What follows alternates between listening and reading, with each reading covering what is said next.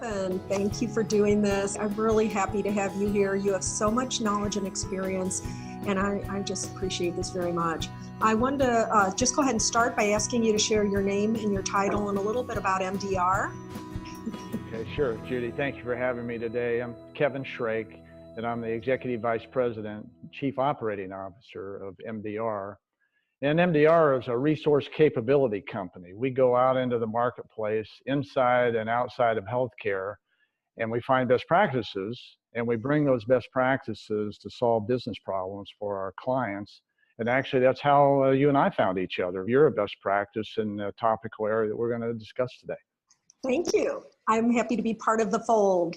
You did what at a 500-bed community hospital? You came into that role because they kind of gave you, they said, hey, we know somebody who will come at this, and they gave you a hospital that had a $28 million debt. You made it a priority to design your leadership in a way that ignited the light in each of the 3,000 employees. And so you're the proof that it can be done on a large scale. Tell us why this kind of investment is mandatory for companies. There's a lot of different ways to handle that. What you traditionally see happening in the industry is a lot of what I call slash and burn approach, which is people come in, they see they've got to get $28 million, they cut all kinds of programs that might be vital to the community, and they look at how many positions can they delete in order to get to a balanced budget. And that's a very painful way of doing something, and it's quick. But what I see, Judy, when you're using that approach, you see it just total cyclical behavior, is that you have that impact for a period of time, and 2 years later, they're right back in the same position again. And somebody else has to come in and slash and burn. So I believe very, very strongly in that human system approach that you have, that the engagement of the people is what creates the endpoint, and it also what creates the sustainability. What people think is not possible is they don't think it's possible to do a financial turnaround and improve employee satisfaction and customer satisfaction at the same time.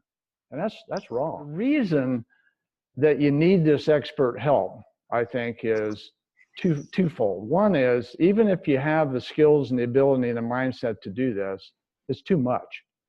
Second problem is, we don't know everything. And I really enjoy connecting with outside experts like you, who bring a totally different perspective and a structure to what it is that we want to accomplish.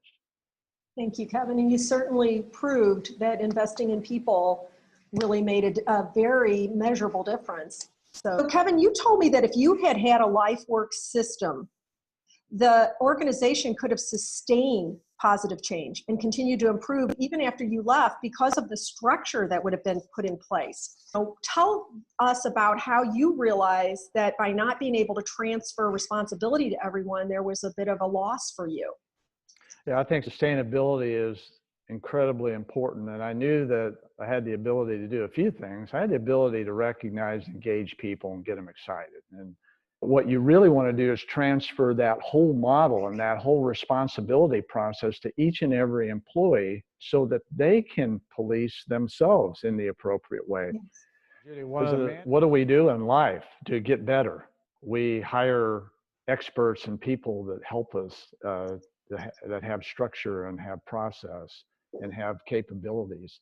And so it's not unusual for us to hire a golf coach if we want to be a good golfer, or to hire a fitness instructor if we want to be physically fit. Well, so why not have somebody who's an expert that can help really teach you the nuts and bolts of communication skills and interaction and a consistent set of core values that you fall back on? It just makes perfect sense to me. Now, as a partner in MDR, you work with a pool of current and veteran CEOs. You understand the concerns that they're facing. Some of them have thousands of people like you did, and they have multiple divisions, and they have rapid changes and people working from all different kinds of locations. So as a former CEO, what would you say to help existing CEOs? Employees are attracted to your organization because of the work environment that you create for them. It's been shown over and over in studies that people leave organizations for a variety of reasons, and sometimes it's money and benefits, but the majority of the time it's because of their work environment and the relationship with their immediate supervisor. That's the majority of the time. So if you put emphasis on that and you really believe it and you make people believe that you have their best interest in heart, they're going to want to stay and they're going to want their friends to come work with them. So let me take that question a step further. What would have happened if you had invested in a system like ours and stayed there another 10 years to see that implemented? Can you tell me what you would have envisioned would have happened as a result of that? Finances would have gotten incredibly better and it would have been sustainable. And people don't really give credit to a bad work environment for how much it tears down your financial performance. Mm-hmm. Easy things to measure: turnover rates. Okay, so if you've got a 25% turnover rate, what if it was 10? What would that do for the finances of the organization? I mean, you can pick a number on whatever study you want to use, and a lot of people say, well, it takes the person's annual salary or twice their annual salary or whatever to fill a position, turn it over. So you've got that scenario, the whole turnover scenario. But the other thing is when your employees are really engaged and they're happy, that gets transmitted to the clients, whether that's healthcare or an automotive industry or a school district or whatever, that gets transmitted. We are human beings and we wear our emotions on our sleeves. and if you're not happy, people get that also. And so that allows people to understand and want to come to your organization. Well, remember when we were at the VIP event, there was a manager there that said, when I went on maternity leave before Lifework Systems and came back, it was chaos. And when I came back after Lifework Systems, everything ran completely smoothly. Talk to me a little bit more about how mid-level and upper management are all less burdened in a system where everybody picks up responsibility. Your workload goes down, your stress level goes down, your comfort level goes up. And I equate a manager's role in an organization that doesn't have a system like yours to going to work every day and being nibbled to death by a pack of ducks.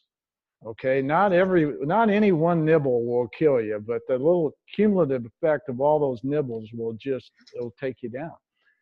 And so I fully understand and appreciate that manager's comment about coming back from vacation and doing it with ease because the ship was running fine.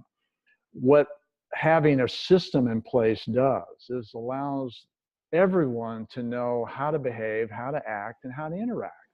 And so there's not this constant scenario of the manager having to police that and having all the stress of every single situation. And one of the things that I truly believe is that we don't fully understand the impact financially on our companies for not having a great work environment. And I believe that great work environment relates to the relationships of employees to each other and the employees to the client. How much better would your organization be financially if your turnover rate was half of what it is today? How much better would your organization be financially if you had lower sick time? People call in sick for a variety of reasons, but in an organization where you really have a top-notch work environment, they don't call in sick because they know the impact that will have on their fellow coworker. And I have been in some organizations where I've made some of those changes, but it really didn't have the formal process in place to really understand that and communicate it to each and every employee in the organization. And if I had, I know my organizations would have done even better financially. MDR, looking for best practices in the industry, has found Lifework Systems and Judy Ryan as the solution to that problem that I had. And I would like to invite you to learn more about her and her program.